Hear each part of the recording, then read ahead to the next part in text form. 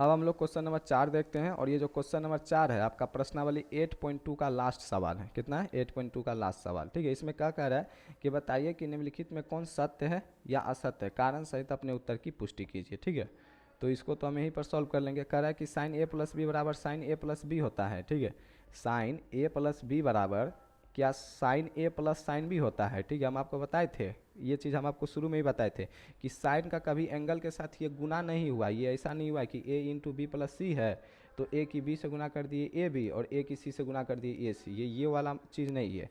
यहाँ पर साइन एक त्रिकोणमितीय अनुपात है और ए प्लस बी एक एंगल है। ये एक एंगल है, मान लो एक कुछ मान होगा बी कुछ मान होगा, दोनों जुड़ के कोई एक एंगल आएगा।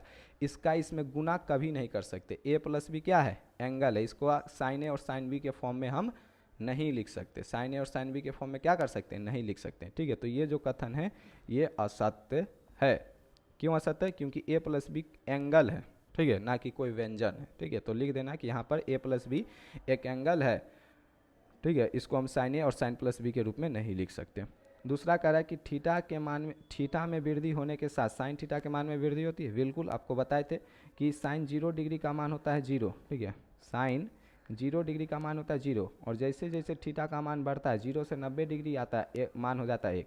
तो साइन 0 था तो मान 0, और 0 डिग्री से बढ़ के 90 हो गया तो मान 1, 0 से बढ़ के 1 हो गया। यानी कि थीटा के मान में वृद्धि होती है तो साइन थीटा के मान में भी वृद्धि होती है। ये कथन बिल्कुल ही सत्य है।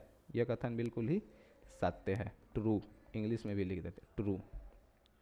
फिर कह रहा है थीटा के मान में वृद्धि के साथ कॉस थीटा के मान में वृद्धि होती है। रॉन्ग। ठीक है, कॉस 0 डिग्री का मान होता है 1 और कॉस 90 डिग्री का मान होता है 0। ठीक है, ध्यान दो, जब थीटा का मान बढ़ा तो मान 1 से घट के 0 हो गया। यानी कि थीटा के मान में वृद्धि के साथ कॉस थीटा के मान में कमी होती है, ना कि वृद्धि होती है। तो ये कथन हो जाएगा असत्य, यानी कि रॉन्ग, बोले तो फॉल्स।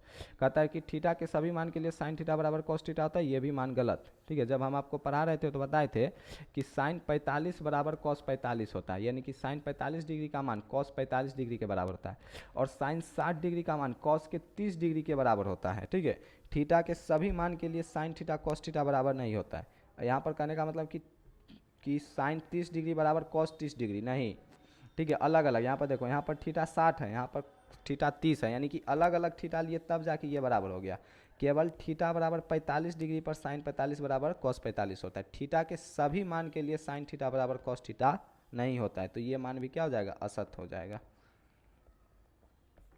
ठीक है, ए बराबर 0 डिग्री पर कॉट या परिभाषित नहीं है। ठीक है, खुद ही सोचो। टेन 0 डिग्री कितना हम आपको बताए थे? ठीक है, तो टेन 0 डिग्री हम आपको 0 बताए थे, तो इसका उल्टा करोगे तो कॉट 0 डिग्री, 0 को उल्टा क्या हो जाएगा? परिभाषित। तो ए बराबर 0 डिग्री पर कॉट या परिभाषित होता है। बिल्कुल सही बात है, तो ये हो जाएगा तुम्हारा सत्य। ठीक है, तो इस तरीके से आपका प्रश्नावली ठीक है, ये पीला पेन से लिख देते हैं, प्रश्नावली 8.2 कंप्लीट हो गया। ठीक है, इस वीडियो में हम यहीं तक रहने देते हैं। ठीक है, मिले हम आपसे एक और नई वीडियो में एक नए और शानदार कॉन्सेप्ट के साथ।